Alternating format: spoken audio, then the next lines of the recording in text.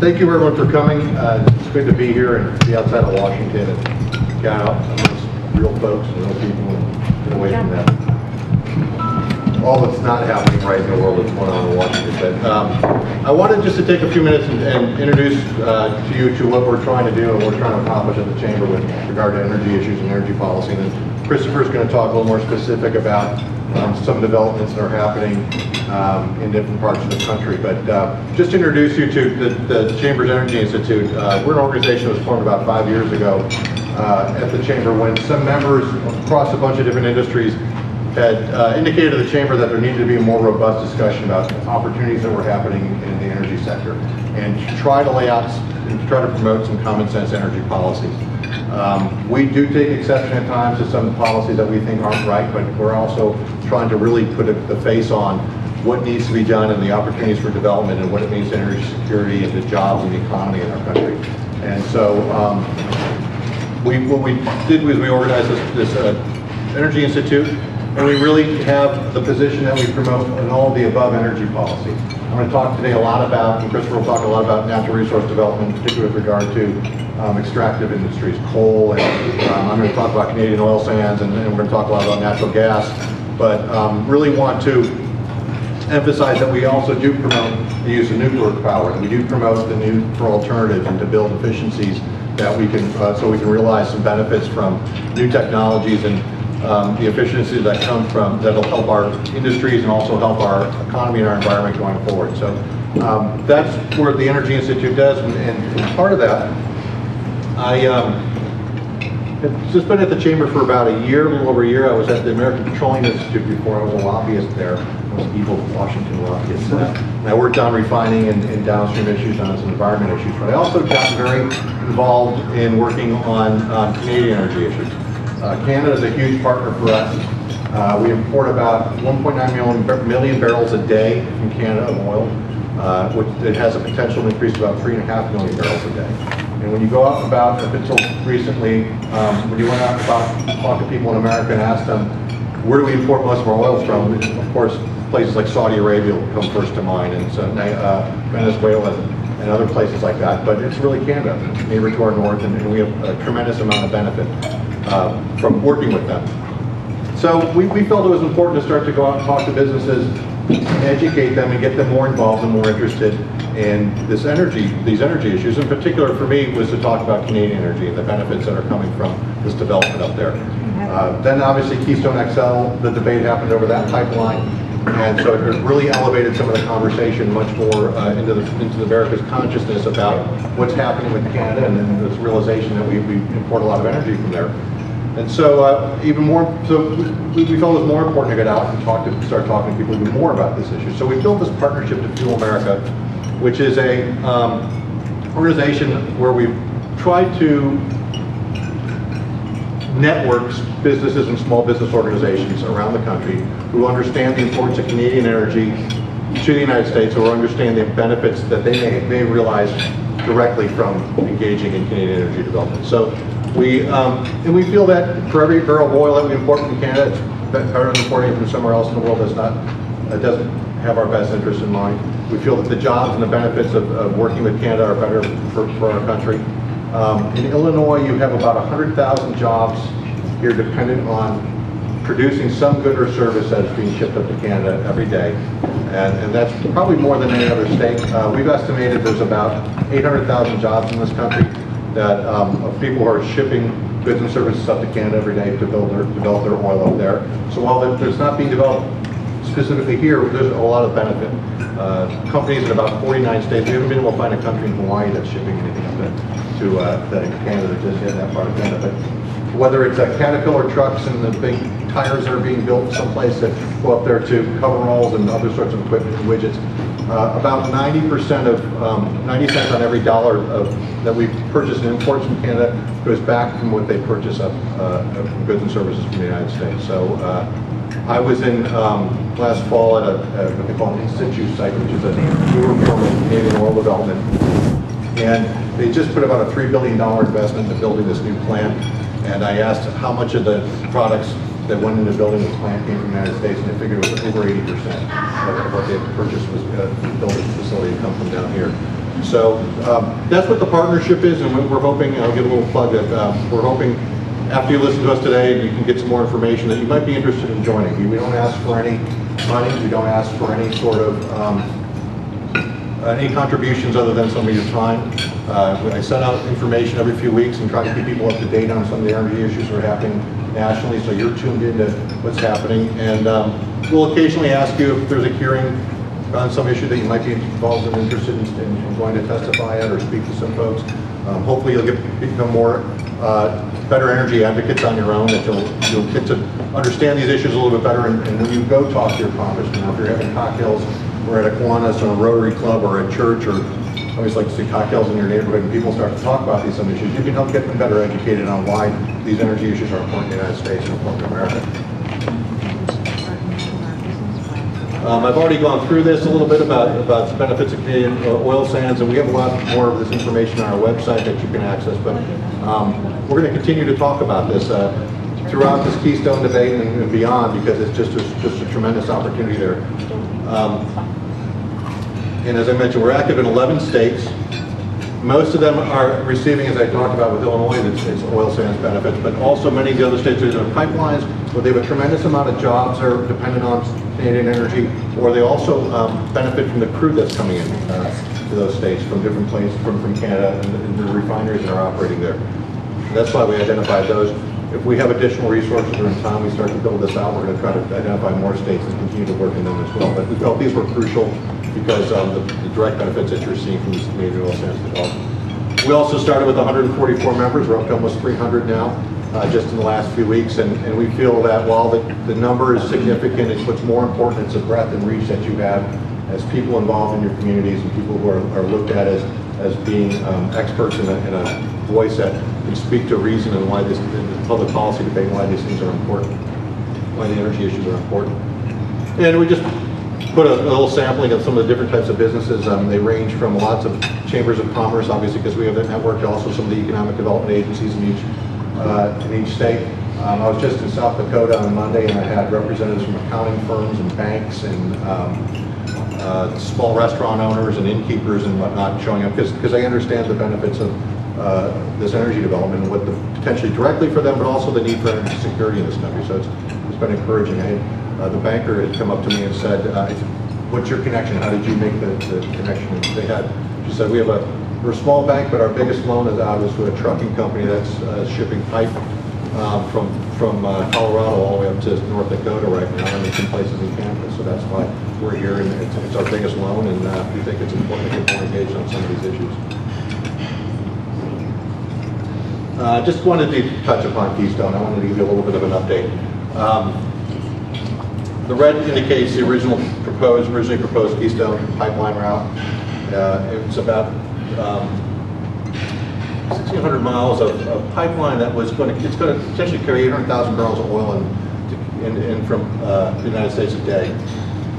The process it took about 3.5 years to go through the permit process, which was a little lengthy, longer than any other permit process that any pipeline has been through. And unusually, you don't have to get permits to do the pipelines you don't have to get the special presidential permit. You have to get some other sorts of permits to build pipelines, but this was unique because it crossed the border, and so it required what was called a presidential permit. The Obama administration had actually granted a permit prior in 2009, the very beginning of the administration, to allow another pipeline to come through. So unfortunately, as you know, this pipeline became very politically charged and an issue that's now wallowed what we consider to be a no-brainer for us. It's a $7 billion private sector investment that would create at a minimum 13,000 jobs in manufacturing construction, and then you tack on about another 7,000 or 8,000 jobs with residual benefit to different places along the pipeline route. So unfortunately, the president last January had rejected the pipeline and said it needed to have some further review in Nebraska. There was some people in Nebraska voiced some concern about some environmentally sensitive areas there. And so he decided to deny the pipeline. And so TransCanada came back immediately and said, we're going to begin work on the part that we don't need a presidential permit for, which is from Oklahoma to Texas. That's important because continental resources this pipeline will not only bring Canadian crude down, but it's giving an opportunity for crude that's getting bottlenecked in places like North Dakota, Montana, as well as in Oklahoma, to have an opportunity to get into the pipeline, for domestic developed crude to get into the pipeline and head down to refining sectors in the southern part of the country. So there's a great benefit there. So TransCanada decided they'd move forward. The next biggest step was that they did resubmit an application to build that northern portion and told the federal government that they would work with Nebraska to try to resolve their concerns about the route. And just at the beginning of September, the TransCanada announced that they had a preferred route that they had put forward to Nebraska after a lot of public hearings and things to the state. So where it sits now is the state of Nebraska is reviewing the application. There's going to be a recommendation from the governor to the governor by the state agencies, and then the governor will have to make a recommendation, which is expected this fall, to the State Department. We're going to continue as the U.S. Chamber to promote that this permit should be granted as soon as possible. We need the jobs, we need the economic security, we need the crude coming down here. And we feel that it had been exhaustively reviewed before. The State Department's own analysis had indicated that the pipeline was a very low risk, and it was the most modern technology that was going to be used, as well as to build that pipeline was less risky than not building it, simply because we're going to keep importing crude from other parts of the world, and this risk was much more reduced. So thought we'd give you that important status update. Christopher will get into a few other issues, but as I talked about Canada a little bit in this pipeline, it's just one step closer to what we're starting to see with energy development in our country and other parts of North America, that we can get a little closer to perhaps energy self-sufficiency. There's a lot more analyses that are starting to come out, and some more recently that are starting to show that we've had all these resources that we knew were out in this country that we couldn't develop, and we couldn't develop them cheaply because we didn't have the technology.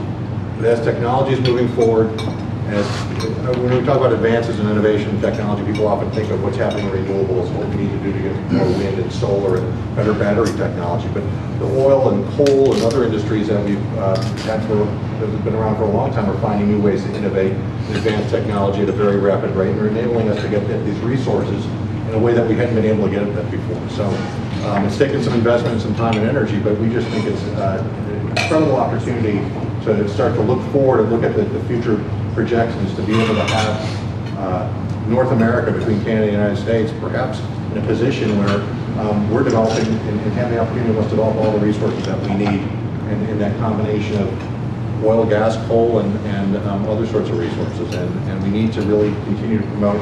We need to utilize all of them. We shouldn't stop using coal. We shouldn't stop using these resources. We need all of them. So it's an interesting position to be in, and we're going to continue to advocate, and hope that you'll work with us to advocate that we need to continue to move in that direction. There's too many barriers in place. There's too many steps along the way that are slowing things down and just creating problems. We need people to start being more vocal that this means a lot to jobs and the economy and our energy security. So with that, I'm going to turn it over to Christopher. I know he has a few things he needs to go over, but I will. After Christopher's done, I'm hoping that you want to have a little bit of a discussion and we can have a little conversation with people here. I know are smarter on some energy issues than I am, so feel free to jump in and help us answer questions, and feel free to have a robust conversation along the way. And also, just also to mention, if you're interested in signing up, we have a website and we have some more information if you want to sign up in the back before you leave. But if there's ever any questions or anything that we can help you with about energy, or if you have a need for a speaker for some events, feel free to contact us, and we're happy to come out, get outside of Washington and talk to people about why these issues are important. So with that, I'll turn it over to my colleague Christopher, and we'll take some questions at the end. Down to thank you. Thank you, Matt. Matt spent a lot of his time over the last year talking about how important Canada is to the United States, specifically as it comes to providing the transportation fuel that we rely on every day. 95% of all the transportation conducted in this country relies on petroleum. And so it's going to be a significant part of our future for many, many decades to come, in spite of what some may want, in spite of what some may argue. At the same time, Canada has been very, very important. The shale production in this country has really transformed our energy landscape. I mean, everything that you and I, no matter how old or how young you are, grew up sort of as a conventional wisdom hearing. I know there's a lot of you from the oil industry, so I don't mean to be pedantic to you, but it's completely different. I mean, we've been told that we're a country of consumers and not a country of producers. That you frequently hear the president and others in Washington talk about the United States only having 2% of the global oil supply, but yet consuming 20% of it. Frankly, all of that's been turned on its head, and it's happened really quickly, and it's continuing to happen, and we're at the very early stages of it. Hopefully, places like Southern Illinois will be able to benefit, the same way that other places that nobody ever would have thought, places like Western Pennsylvania or Southern Kansas, Northern Louisiana, places that are all of a sudden becoming, certainly North Dakota, becoming hotbeds of oil and gas production. And the best part about it, at least from our standpoint, as sort of a big tent umbrella organization who spends a lot of time in Washington trying to steer the government away from the bad regulations and laws, is that the overwhelming majority of it is happening on private land. And so heretofore, the government really hasn't had an opportunity to meddle with it. And I would argue that had they, things might not be so clear. I say this as sort of a preface that we have a separate campaign from the Partnership for Free America, and that's Shale Works for Us. You guys all have a folder too. That's what I've been spending the vast majority of my time last year on. It's a similar grassroots organization focused, at least right now, in Ohio, Pennsylvania, West Virginia, New York, really helping communities, especially the business community, deal with all of a sudden being an oil patch. I mean, before it used to be Texas, Oklahoma, Louisiana, and obviously you have production in 28 states. But, it's marginal production. And all of a sudden now, you're seeing massive increases.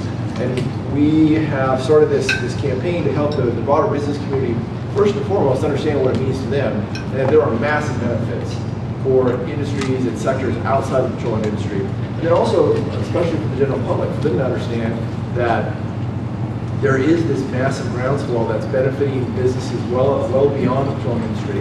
And also the other benefits you don't necessarily hear about all the time, the tax revenue that's coming into the local school district, and certainly the energy independence or the security that's providing this country.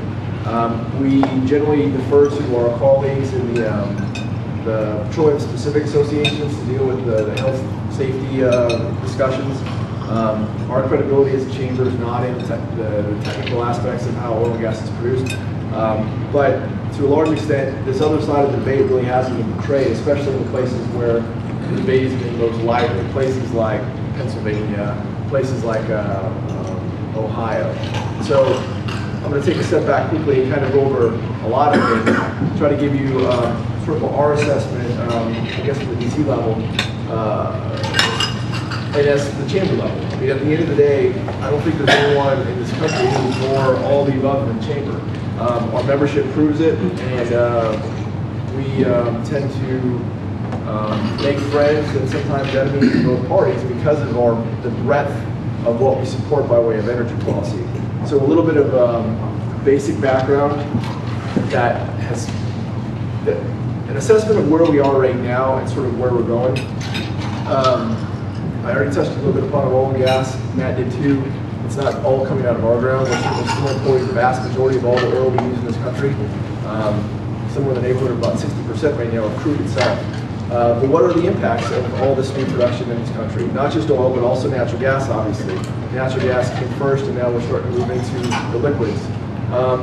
What's happening by way of nuclear? I mean, Illinois is the largest nuclear generating state in the country, but we're in the midst of an unprecedented standstill where the regulator, the Nuclear Regulatory Commission, is no longer issuing licenses for new or even for continuation of existing reactors until they can sort out what's happening with the waste. It's finally gotten to a point where this debate over Yucca Mountain, you may or may not have heard of, this place where law federal law stipulates that waste is supposed to go out in the middle of the desert in Nevada. It's finally caught up to the political wrangling that has prevented it from being open, being built and open. It's finally caught up to the regulatory process where right now, as we sit, any of the reactors in this country who are butting up against their initial operating license lifetime of 4 years and wanting to go get the extension for an additional 20 years, they're not going to be able to do that. And this has only happened last month. We're not really sure what that means, but considering that nuclear power provides somewhere in the neighborhood of 20% of all the electricity used in this state, somewhere north of 50%, I think, it puts things in a pretty precarious situation. You couple that on top of the fact that, according to the EPA's new resource performance standards, you can't build a new coal-fired power plant in this country. And that's not just hyperbole. You literally cannot build a new coal-fired power plant. And then there's still a debate as to whether or not you're even going to be able to continue to operate existing power plants and what sort of control technologies will need to be installed in order to maintain its currency with the flood of EPA regulations, Clean Air Act regulations that are coming down the pipe. And then as we move into renewable electricity as well as biofuel on the transportation side, both in some ways still new technologies that are very, very reliant on governmental support. And we're at a point now where those forms of support are very much in question. You have the production tax credit on the electricity side. The wind sector is almost 100% dependent upon having that tax credit. And right now, we're running up against it expiring at the end of the year. Investment in wind has ground to a virtual halt in this country, not knowing whether or not that extension will be carried through after the end of this year. And this is a history of wind in this country, and it's so directly tied to that tax credit that you can see literally a one-to-one correlation. It's expired 3 times previously over the last 20 years since it's been in existence, and every single time it's expired, wind production or new wind construction has stopped. And it's not just utilities that this impacts. This impacts steel companies who build the towers, and this impacts a lot of the manufacturers, various parts around the country that produce the pieces that go into the actual turbines themselves. And on the biofuel side, what was seemingly a bulletproof topic in Washington being ethanol is now very much out of favor. Certainly within the Midwest, the corn growing states, it still has its support, but it's eroded over the last 4 or 5 years. We're at a point now, given the worst drought in certainly our lifetimes, where the fluctuation in commodity prices and the expected increases because of the drought impacts, it's having we're on the verge of having a political impact as well, where it's quite possible that we can see the subsidies that are around, the mandates that exist that force us all to use corn-based ethanol to not exist anymore. We're already at a point where we're probably going to see them waived in the near future. We've already seen the import tariff that prevented other ethanols from around the world from coming into this country be lifted. It creates a lot of uncertainty, and the investment that's going into the ethanol refining industry is now sort of up in the air as well. And then you throw on top of all of that things that are outside of the energy industry itself, the proverbial fiscal cliff, which you may hear about, the expiration of all the Bush tax cuts, expiration of several other tax provisions, as well as the mandatory rescission or basically halving of spending in the Pentagon, all scheduled to happen at the end of this year if Congress doesn't act. We already had a massive amount of uncertainty throughout the business community over the last 3 years. Right, wrong, or between the legislation that has been passed and the regulations that follow on, whether it be healthcare, the Affordable Care Act, whether it be financial services with the Dodd-Frank Wall Street Reform Act. These have created a massive amount of uncertainty for every business. I don't care if you're the Exxon or Walmart of the world, or if you're a sole proprietor. You now have new costs that are coming. You have new compliance issues are coming, but you have no idea what they are. And this is the exact reason why we have somewhere in the neighborhood of $2.25 trillion of capital just locked on the sidelines. You know, we've seen capital generated through the stock market, but we haven't seen any of the jobs created. I mean, I don't need to tell anyone who operates a business here, but when you don't know what the rules are going to be that you have to play by, how can you be expected, or how can you know how to invest your money going forward? And that applies obviously to the energy industry as much as it does to everyone else. So where we are, this is projections for our energy, where we're going to get our energy, where we do get our energy from, and where we're going to get it from. Here's essentially where we are right now, and here's 2035. You'll see things don't change a whole lot. There is a marginal increase in renewables, but as much as some want it to be much larger, it's important to understand that at least on the electricity side, non-hydroelectric renewables only provide about 3% of our electricity, and solar provides less than a fraction of 1%. Wind has grown greatly, but like I said, wind's in jeopardy right now. You'll see that coal takes an incremental hit. This is the government's projections. Coal takes an incremental hit, but this does not necessarily take into account all the regulations that are currently up in the air, which is to say that if those go the wrong way as they wind their way through the agencies and ultimately court, this could get even smaller. We already know that we've got somewhere in the neighborhood of 25 gigawatts of coal-generated electricity around the country have been announced for early retirement.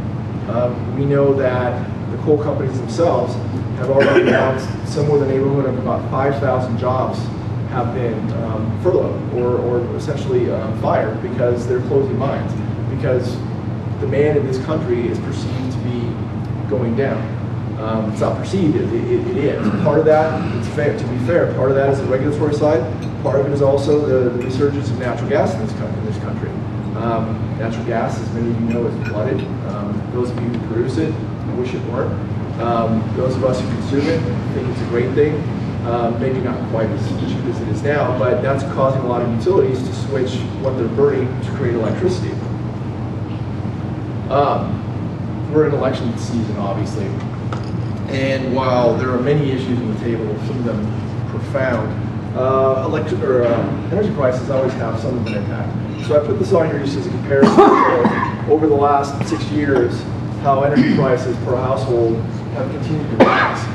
The government hasn't released statistics more recent than this, but I promise you, just based on back of the envelope calculations, they've exceeded $4,000 a family. This is important because obviously, as we all know, they shot up right at the time when we were hitting this financial crisis, and we started hemorrhaging jobs, more and more unemployment.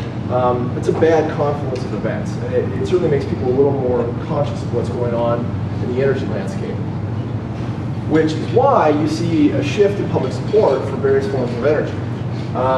These are both the Pew Center.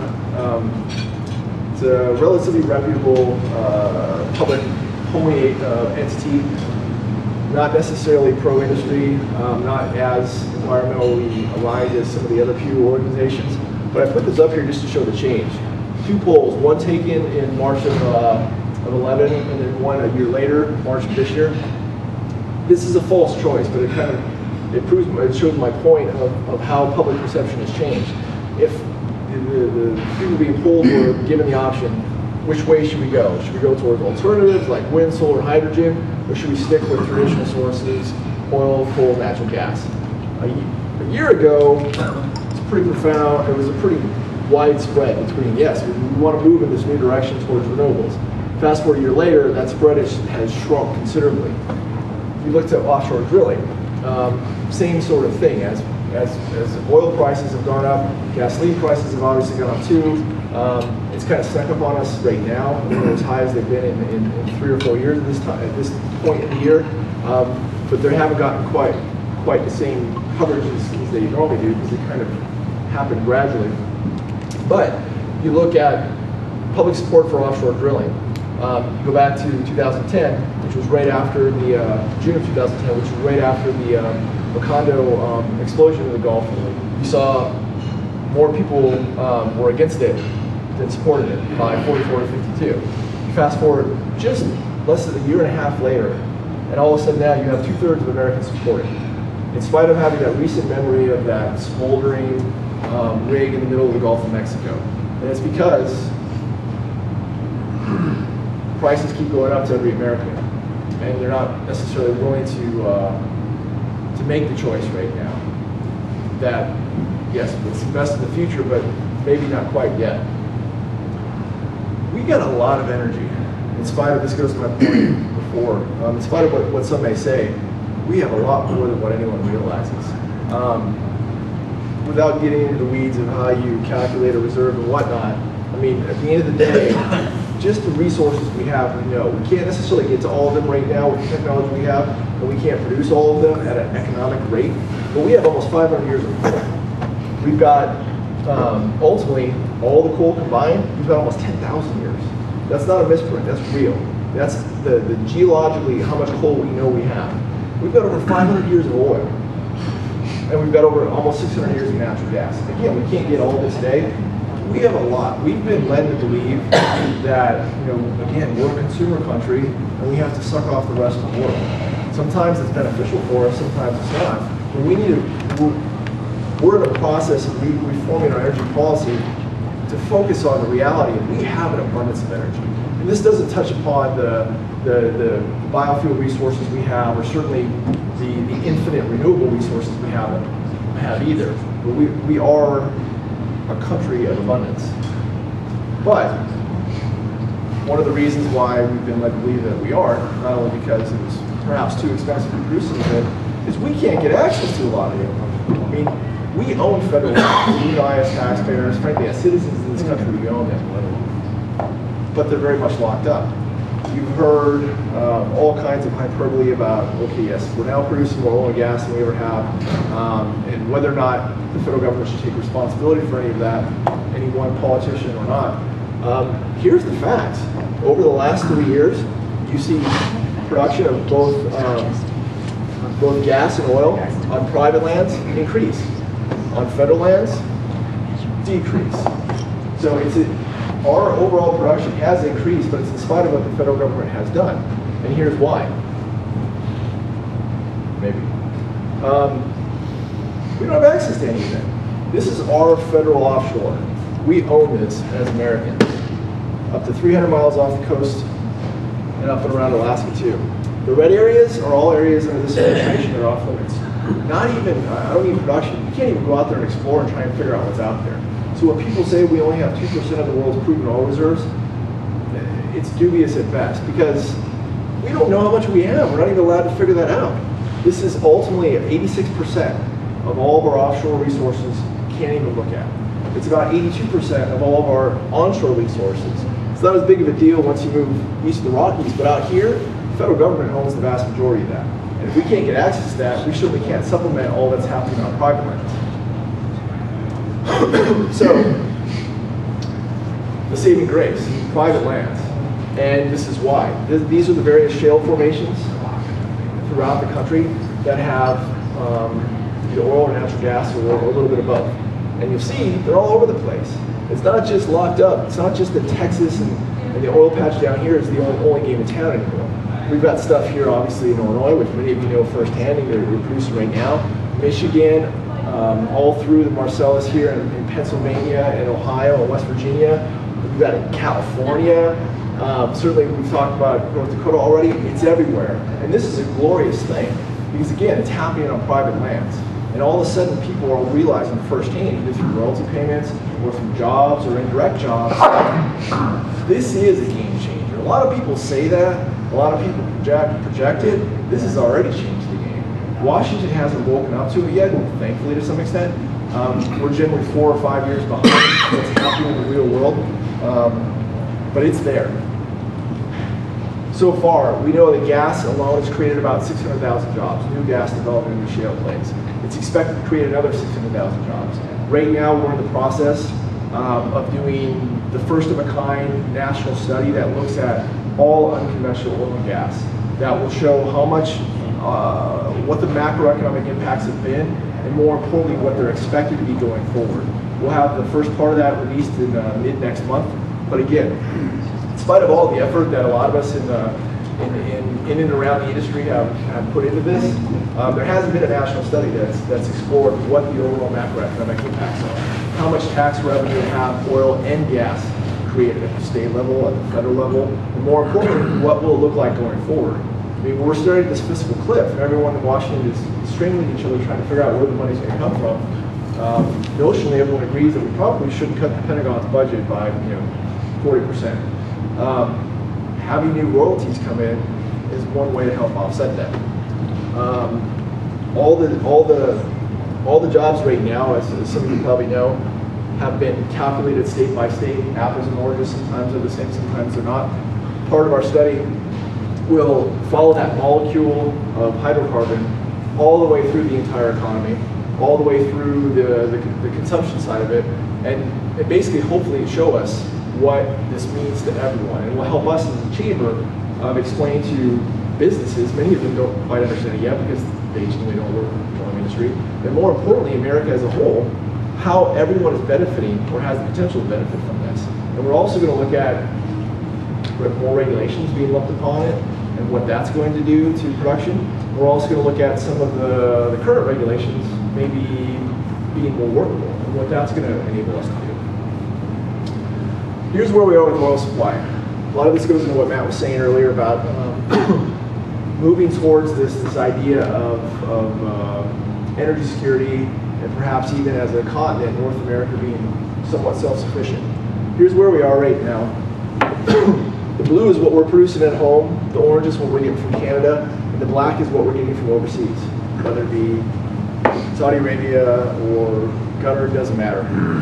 You'll see that our projections are going up, domestic, pretty darn high. At the same time, Canadian imports are going up high.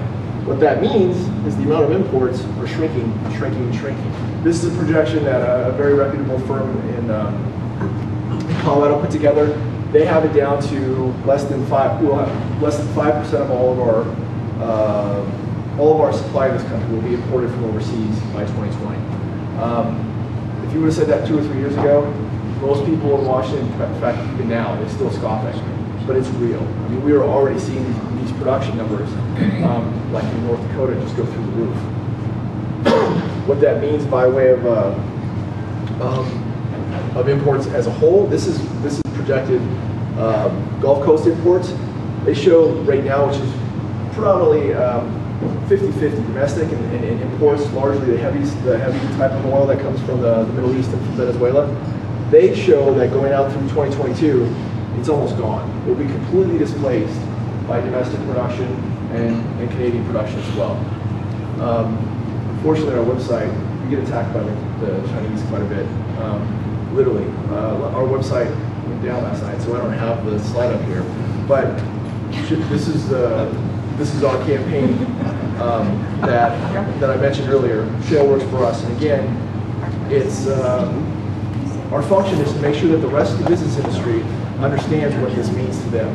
And you guys in Illinois, especially in Southern Illinois, are in a unique spot. You're in a similar situation that the folks in Western Pennsylvania and Northeastern Pennsylvania were in 5 or 6 years ago. They were kind of the pioneers in the sense that all of a sudden you have this massive new production in an area that's not really used to it. Thankfully, people in Illinois, people in Kansas, can learn from some of the growing pains that happen there. And you have a lot more resources now, campaigns like ours, campaigns like what the other petroleum associations are doing to fall back on. Because rest assured, as the process moves forward in Illinois, especially at the legislative level, you're going to have every Tom, Dick, and Harry descend on Springfield, trying to make sure that you don't get to do this. They lost in Pennsylvania. They certainly lost in Ohio. They didn't even try in North Dakota. So they're looking for footholds. So far they have one. They have Vermont. They've banned in Vermont. No fracking in Vermont. Well, Vermont doesn't have any known oil and gas resources. So it's a pyrrhic victory. Right now, the debate is in New York. There's a temporary moratorium, and there's a lot of fight going on right now which way the governor's going to go. I'm telling you that as soon as Governor Cuomo makes his decision, either way, they're going over here. And you guys are going to have to contend with these same yahoos who do nothing but travel around the country trying to prevent energy development. They don't care if it's coal, they don't care if it's wind, they don't care if it's biofuels, they'll stop it all. One touch upon natural gas really quickly. We've got a lot of it. It's glutted. It's cheap. Here's what we're paying for natural gas a few months ago. It's up to about, what, $2.70 now? Here's what the rest of the world's paying. It's a lot more. Asia, over $16 a million cubic foot. 3 times as much. Well, obviously, those of you who produce it would like to find new ways to use it. Right now, you can't export it. We're not allowed to. There's been one export license issued, and the administration has essentially said, oh, stop it. We're not going to export it anymore until we figure out what the political consequences are. At the same time, every month, or every week, frankly, you see more and more rigs moving out of predominantly gas plays and into liquid plays. Because you can't afford to keep drilling for gas when it's this cheap. And this, frankly, this government is reducing our opportunity to move into new things. I'm going to skip all the way ahead to one of my favorite ones. And this goes to my point about the yahoos who travel around the country trying to stop everything. About 2 years ago, the Chamber conducted a year-long effort to try and catalog every single project, energy project, that had been delayed, harassed, ultimately scuttled, and put them all in one report and try and figure out sort of what are the consistencies, are people trying to stop one type of project versus another. I mean, obviously we all know that environmentalists love to stop coal plants from being built. They love to protest nuclear power plants. But the very unique thing that we found here is that of all of the projects we cataloged, over 400 of them, more than 40% of them were renewable energy projects. The same projects that these environmental organizations tout at the national level are the way we should be moving. At the local level, they're still trying to scuttle. They don't care if it's coal, they don't care if it's a wind farm. They don't want to see anything, because there's some reason somewhere. I don't care if it's a desert tortoise, if it's a river, they're going to find a way to stop it. And so, everyone I think has heard of NIMBY, Not My Backyard. We like to say that things have evolved well beyond that to banana, which is build absolutely nothing anywhere near anything.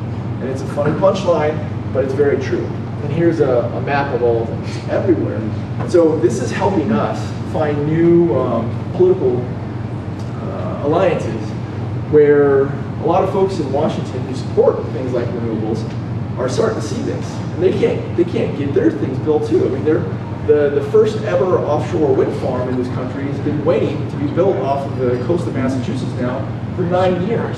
There's a lot of people who want to see wind in this country. But they're running up to the same people who are protesting shale development, who are protesting coal, and we're finding an opportunity to work across party lines where this is becoming nonpartisan. And we're finding that sort of sound middle that's centered on sound and progressive energy development. And hopefully that will continue into the next Congress. Kind of things depend on what happens in a month or so. But I'm pretty hopeful because, like I said, most of this stuff is happening on private lands, and the federal government can't get its mitts on it quite yet. Thank you.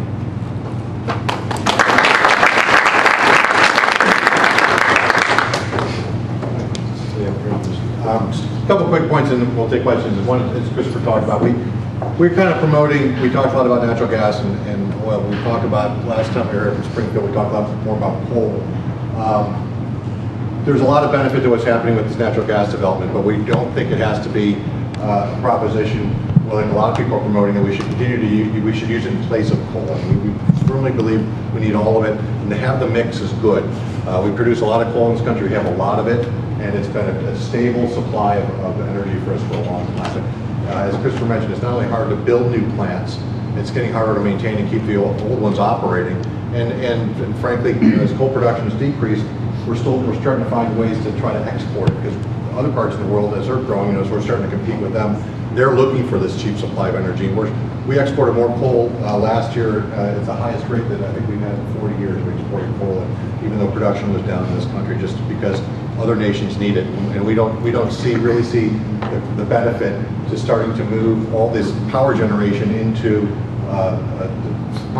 natural gas, when at some point that, as the markets develop and gas prices will come up. But we're also, as we've talked about being poisonous with these opportunities, addition to the jobs that come with the energy development and all the job security that we think comes reciprocal from organizations, we're starting to see steel plants come back in this country.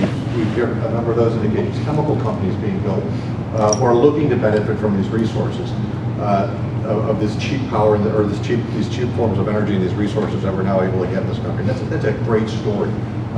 Just a year from Pennsylvania, I grew up in Western New York, and I remember in the 70s the steel mills closing. I think we all have those instances that we can remember of hearing about jobs going overseas and leaving this country because they were in search of cheap labor costs and other cheap sorts of transportation and other sorts of things. Here's opportunities we're hearing about companies moving back in, particularly from places like India and other parts of the world. So it's a tremendous opportunity. But we'll take some questions. But again, as an organization and with these two projects we're working on, we're trying to continue to find small businesses that are willing to become better energy advocates and become a little more engaged in these debates and these discussions. And it doesn't have to be an either-or proposition. We don't have to be in a situation and be arguing about, if you develop gas and you develop oil and you develop coal, it comes at the expense of renewables. It doesn't. It doesn't have to do that in this country. And we do need all of it. And there's no question, as he's looked at those projections, that we are going to need all of it going forward. So with that, happy to answer any questions and just take a quick moment to say thanks again for coming. So, questions? Question. Sure. Last week I heard comments that the Canadian government is considering building a pipeline west across British Columbia to bring pressure against our government to get the Keystone pipeline going again, or they're going to ship the oil to China. That's something they've been talking about for quite a while. And I have another slide that shows maps of all the different pipelines that are already coming down from Canada. We share a lot of resources, and that's why I said we targeted some of these states. You're already receiving this outside of Keystone. You're already getting a lot of oil down from Canada right now. We could use all of it, but we're right now their biggest market. We accept a lot of oil sands, a lot of conventional oil from Canada, and they're looking to diversify their market as they're growing their resources. But yes, there has been discussion for a long time about the need to have some other market other than just the United States. So they're considering building pipelines. What Keystone has done to send a signal to Canadians that we're not open for business and that they should look to that those other markets more quickly. So at a point where about a year ago, where they were a few years away from looking at building those pipelines west, they've now accelerated that process, and they're well into the permitting processes. They're building more rail cars to ship it west, and they're looking to ship that crude to other parts of the world that want that resource. So there's no question that they're moving ahead and doing that. So I think it's part of the signal that we're sending as a nation, that you can't take private sector investment and build these projects, and what does it mean to friendly neighbors and other people who want to do business with us as well. Good question, thank you. Good questions? Fracking. In Illinois, we're having a lot of problems getting legislation to go along with that. And we had Brad talk to us and said there's no real place that where fracking has damaged the water and all the safeguards they've got. How about anywhere in the United States? Is there any place where we have fracking has contaminated the water supply? I'll turn it real quick, but you want to mention too just how long we've been using fracking and how many wells are there? No, I mean, it comes straight out of the mouth of the current administrator of the EPA, Lisa Jackson. She said it herself. There's not a single proven case where a hydraulic fracturing has fouled water. We've been collectively using the technology since the 40s. At this point, it's estimated that somewhere in the neighborhood of 1.2 million wells have been fracked using hydraulic fracturing. It's almost a physical impossibility because this process is happening at 5-6 miles below the surface. Sorry, 5,000-6,000 feet below the surface, which is a good thousands of feet below the water table. But having said all of that, whether it's unconventional production or whether it's conventional production, there's very real risks that happen. I mean, if a well is not sealed properly, if the wastewater is not handled correctly, and I think you look at what other states have done, states like Colorado, states like Wyoming, states like Ohio, they've been out in front of this. While there's been all this hyperbole going on in the public universe, don't frack my mom, or don't ruin my water. You have had adults go to the state capitals and sit down, NGOs that are serious, that don't want to just not seeing anything pulled out of the ground at all. People like Resources for the Future and even the Environmental Defense Council, they've actually sat there and they've come up with a working agreement. And at this point, you sort of have almost a model that's floated from state to state to state that everyone can walk away with. Democratic governor, Republican governor, industry, reasonable environmentalists to say, we feel protected at this point. And that's, I think, where all the states who are on the verge of moving need to be looking. You guys are in similar boats in North Carolina, Kansas, it's happening in California, it's happening all over the country, it's happening quickly. And like I said earlier, I mean, Pennsylvania kind of was a test case for everyone. Things just happen so quickly. They didn't do a very good job of keeping up with it initially. We can all learn from that, and I think states are doing that. And it just comes down to making sure that our legislators are educated, and making sure that we as the business community are educated so that we can explain to them how important it is. Not just oil and gas, but as Matt said, the manufacturing. I mean, we're looking at some of the neighborhood of 1 million manufacturing jobs created between now and 2020 just because of this supply of natural gas that is being used as a feedstock for pharmaceuticals, fertilizer, whatever the case is. So, I mean, just because it hasn't crawled water doesn't mean there's not risks. But we're doing a lot better job now explaining to people and demystifying all this junk you hear from, Gasland, and you'll see just in time for Christmas, there's a movie called Promised Land that one Matt Damon is starring in that will essentially vilify fracking in the industry. So it's not over yet. And they're going to fight tooth and nail the whole way through. It's up to us as businesses to make sure that people understand that most of this is gibberish. Where is Southern Illinois in this the new fracking? And the reason I ask, I just recently moved back to the area. I'm a Southern Illinois native, but I've spent the last 14 years in Pennsylvania, the heart of Marcellus Shale, and I've seen, as a practicing attorney, the struggling economy and this overnight economic boom. It was unbelievable. I mean, unless you live there, you can't explain the economic boom. I mean, we had farmers coming into the law firm with $900,000 sign-on bonus checks. I'm not exaggerating, saying, help me, I need estate planning done. Hotels going up everywhere. Where are we in that process locally? It happened there within a 5-year period. I had no idea when I moved back home that this was even on the radar screen there. The resource base has been characterized, but I'll defer to my friends. Well, I mean, I guess what I would caution, just like I did the other day when I spoke to the Economic Development Group, it's yet to be determined. Where we are in the process, though, I will tell you, if the resource play works, we're probably, I don't know, you want to venture a guess, Richard, maybe 4 or 5 years behind the Eagle Ford Shale. And it's, I don't, you guys know, what's the number of jobs created in South Texas with the Eagle Ford? There's not a good number yet. But it's a bunch. And so, oh yeah, we probably had 500,000 acres leased so far.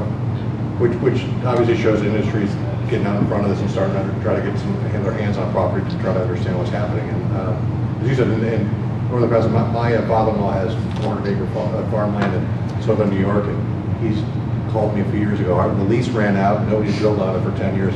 Should I renew a lease? I've got people knocking on the door. Don't just wait a little bit.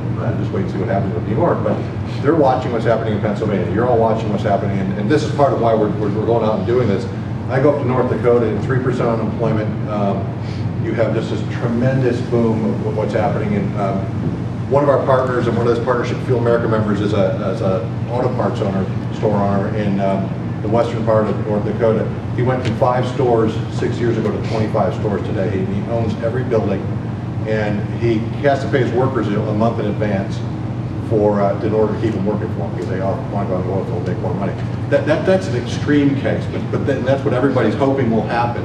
But there's all sorts of other benefits that are happening, outside of those extreme cases. And whether it's you're in some of these states like Colorado, who's shipping a tremendous amount of pipe and manufactured housing and those sorts of other, there's realizing economic benefits there to what's happening up in Bakken. We're seeing, like I mentioned here, some of the benefits of energy development just from what's happening in Canada, but where you're also poised with the mix that you have of refineries and nuclear plants and biofuels. I mean, this state is very unique in that you have the hold of just about everything. We need to overcome some of these barriers and these hurdles and try to get a plan and people together to understand that we can utilize all of it, and we can do it in ways that make sense. And we can do it in much more efficiently and environmentally friendly matters than we had in the past, and we're ready to do that. But if it's going to be this NIMBY and banana and every other synonym in the world, we're not going to get anything done. And all the infrastructure that needs to be built, all the sorts of things to get beyond the curve here, we're just going to continue to come out and talk to you folks about promoting this and the need to realize its benefits. So. You're obviously a good ambassador, and that's one of the things that we do is we take chambers and we organize chambers in new plays and bring them to places like Williamsport, Pennsylvania, or Dallas, Fort Worth, and have them talk to or listen to chambers in those areas who've been doing it for a long period of time, and help them sort of understand what they're up against. I mean, because it's a challenge. I don't care what your chamber does, it's economic development, travel tourism, advocacy. It's a whole new world, and it's going to suck up the vast majority of your time, and perhaps create, untoward resources. But it's something you need to get your arms around. And no matter how many times you tell people, like you say, until you sort of see it firsthand, you can't possibly Just within understand. 5 years, I mean, the economy was struggling, and in the last 5 years that I was in Williamsport, they put in a new Target, they put in new Kohl's, they built hotels left and right, there was new infrastructure, they were having to build on into the schools because people were moving in from Texas and Oklahoma. My husband was employed in the oil and gas sector. The law firms were profiting because we had oil and gas litigation, we had lease signing, we had estate planning. We could afford to pay the divorce attorney. I mean, silly things. It truly turned down for the entire economy. And we're hearing these stories along the pipeline. We had a partner who was in South Dakota who owned an office supply. He said, my county has 4,000 people. Our budget's about $1 million a year. Pipeline coming through is going to pay $250,000 a year in property taxes for the first few years of construction. Then after that, something like $50,000 a year. Where do we get $250,000? He said, I already know what we're going to need to build a new school, and we need to build a couple parks, and so we're going to be hiring this construction jobs, and there's all those sorts of things.